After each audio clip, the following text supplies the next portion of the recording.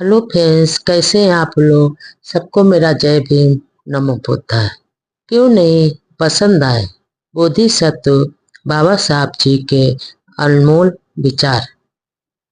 बाबा साहब दिसंबर 1954 के शुरू में ही तीसरे विश्व बौद्ध सम्मेलन में शामिल होने के लिए रंगून बर्मा गए थे।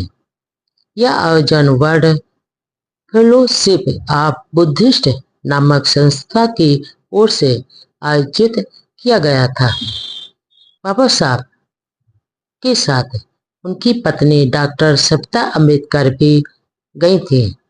बाबा साहब का उन दिनों स्वास्थ्य ठीक नहीं था, फिर भी सम्मेलन को संबोधित करते हुए बाबा साहब ने भाषण देने के लिए खड़े हुए तो बाबा साहब बहुत ही भावुक हो गए और आंखों से आंसू बहने लगे। बाबा साहब की आंखों से आंसू बहने लगे। बाबा साहब ने अपने आप को संभाला और जैसे तैसे बोलना शुरू किया।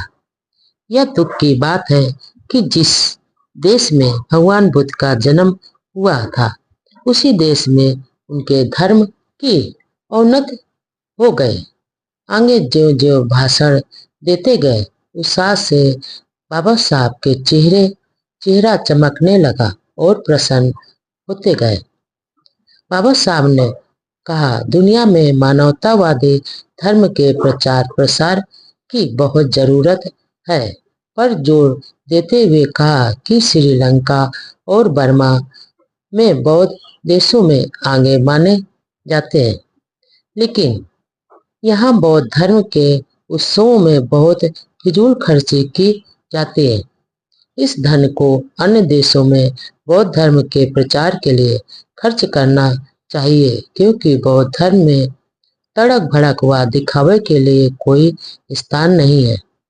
बाबा साहब ने आगे घोषणा की कि जरूरी साधनों की व्यवस्था होते ही वह बौद्ध धर्म का प्रचार का काम तेजी से करने लगेंगे।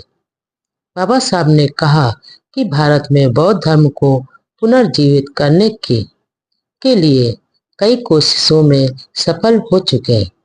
राष्ट्रपति भवन और संसद में बौद्ध धर्म चिन्ह, राष्ट्रध्वज में अशोक चक्र का चिन्ह बना हुआ है। देश की मुद्रा में अशोक स्तंभ का चित्र बना है। बुद्ध पूर्णिमा पर अवकाश आदि सफल प्रयास करने चाहिए। जबकि रंगून सम्मेलन में भाग ले रहे 18 देशों में से इन मामलों में किसी एक ने भी इतनी प्रगति नहीं की है।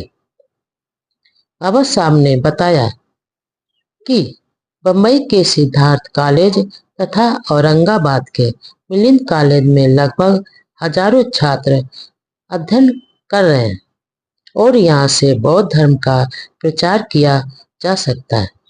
बाबा साहब ने यह भी घोषणा की कि उन्हें भले ही कोई मदद मिले या नहीं ना मिले, वह अब बौद्ध धर्म का प्रचार शुरू कर देंगे। बाबा साहब ने आगे अपने सम्मेलन के बाद कुछ दिन रंगून में ही रुके और उन्हें बर्मा की पूर्व राजधानी मांडले दिखाने के लिए ले जाया गया। दरअसल रंगून में ही बाबा साहब ने अपना मन पक्का बना लिया था कि जल्द ही बौद्ध धर्म स्वीकार करना है। रंगून से लौटने के लगभग 5 महीने बाद बाबा साहब ने पुणे के पास देहू रोड बुद्ध विहार में उस मूर्ति की स्थापना की जो बाबा साहब को रंगून में भेंट की गई थी। वहां उपस्थित लगभग 20,000 लोगों को संबोधित करते हुए बाबा साहब ने कहा कि भारत से बौद्ध धर्म लुप्त हो जाने के बाद 1200 वर्ष बाद फिर से जीवित करने का गौरव हमारे लोगों को मिल रहा है और यह बात इतिहास में हमेशा याद रखी जाएगी। बाबा साहब ने आगे बताया कि वह बौद्ध धर्म पर एक ग्रंथ लिख रहे हैं जिसे पूरा होने में 1 साल और लगेगा, और इसी दौरान वह बौद्ध धर्म भी स्वीकार कर लेंगे। बाबा साहब ने बताया कि मैं इसी दौरान बौद्ध धर्म भी स्वीकार कर लूंगा। इस अवसर पर बाबा साहब ने यह भी जानकारी दी कि हिंदुओं के प्रसिद्ध तीर्थ पंढरपुर में विठोबा का मंदिर है, जो असल में बुद्ध विहार है, और इस बारे में जो शोध लिख लिख रहा हूँ। बाबा साहब ने बताया कि पंढरपुर में जो विठोबा का मंदिर है वो असल में बुद्ध विहार है, और इस बारे में जो मैं शोध लिख रहा हूँ उसे मैं भारतीय इतिहास का संशोधन मंडल पूना के समक्ष पढ़ने वाला हूँ। पांडुरंग पुंडरीक शब्द का ही रूप है। पुंडरीक का अर्थ कमल होता है, और कमल का बुद्ध का ही नाम है। बाबा साहब ने आगे कहा कि मेरे जीवन का सच्चा कार्य अब शुरू हो रहा है। जब बाबा साहब लेने वाले में थे तो उन्होंने मार्च 1953 में पांडुरंग पर पांडुरी के विठोबा पर अपना लेख लिखना शुरू किया, लेकिन कुछ ही पन्ने लिख पाए और वह लेख कभी पूरा नहीं हो पाया। 1955 की शुरू में यह खबर तेजी से फैल गई कि डॉक्टर अंबेडकर बौद्ध धर्म स्वीकार करने जा रहे हैं। कलकत्ता महाबोधि सोसाइटी के कार्यवाहक देवप्रिय ने आभार जताया और कहा, मानव समाज के महान हितैषी के रूप में डॉक्टर अंबेडकर का नाम इतिहास में दर्ज होगा। इससे देश को नया जीवन मिलेगा। इसके बाद बाबा साहब ने वली सिन्हा को पत्र लिखकर बताया कि उन्हें धर्म दीक्षा के लिए एक धर्म दीक्षा संस्कार विधि तैयार करनी है। बौद्ध धर्म का प्रचार के लिए बाबा साहब ने बंगलौर में एक बौद्ध अनुसंधान केंद्र स्थापित करना चाहते थे, जहां पर प्रचारकों को ट्रेनिंग दी जा सके। इसके लिए जून 1954 में जब डॉक्टर अंबेडकर मैसूर के महाराजा से मिले थे, तब उन्होंने 5 एकड़ जमीन देना मंजूर किया था। विश्व बौद्ध समिति और बौद्ध समिति ने डॉक्टर अंबेडकर को धर्म प्रचार के लिए सहयोग करने का भरोसा भी दिया था और तय किया था कि अनुसंधान केंद्र में विशाल विहार, छात्रों के लिए प्रशिक्षण केंद्र, ग्रंथालय, आवासीय भवन और बौद्ध ग्रंथ छपवाने के लिए प्रिंटिंग प्रेस भी आदि की व्यवस्था की जाएगी। इस संबंध में टोक्यो के डॉक्टर फेलिक्स वाइली ने डॉक्टर अंबेडकर को लिखा कि जापान में उनका काफी नाम है, इसलिए वह टोक्यो में होने वाली गोलमेज सभा में बौद्ध धर्म के संबंध में रिसर्च पेपर पढ़े। दोनों के बीच पत्राचार भी काफी हुआ। उसके बाद डॉक्टर फेलिक्स भारत आए, लेकिन बात आगे नहीं बढ़ पाई और आर्थिक संकटों के कारण वह योजना की पूरी नहीं हो पाए। इसी दौरान राज्यसभा का अधिवेशन शुरू हो गया। सदन में संविधान के बारे में एक बिल पेश किया गया। बिल पर गंभीर चर्चा करते हुए डॉक्टर अंबेडकर व गृह मंत्री गोविंद वल्लभ पंत के बीच तीखी नोकझोंक होने लगे। अपनी गिरती हुई सेहत की परवाह किए बिना बाबा साहब राज्यसभा के कामकाज में बराबर भाग लेते थे। बाबा साहब ने आगे कहा कि बार बार संविधान संशोधन से अविश्वास प्राप्त होता है।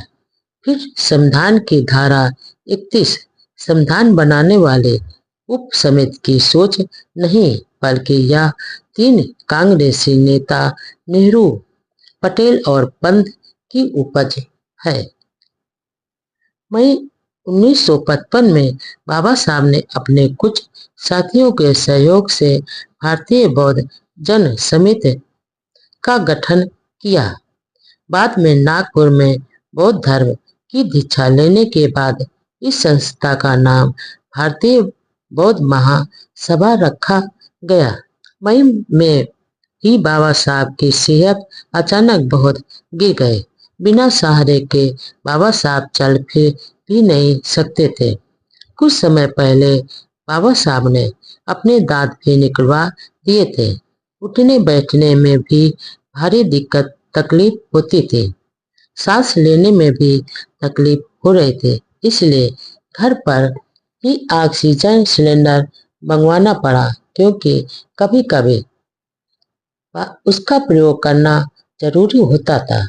हष्ट पुष्ट, ऊंची कद काटे व चमक भरे चेहरे वाले उस रौबीले व्यक्ति का बाबा साहब का शरीर काफी कमजोर हो गया था। वजन भी घट गया था। हमेशा सौम्य व आकर्षक पहनावे में रहने वाले बाबा साहब के कपड़े भी ढीले हो गए थे।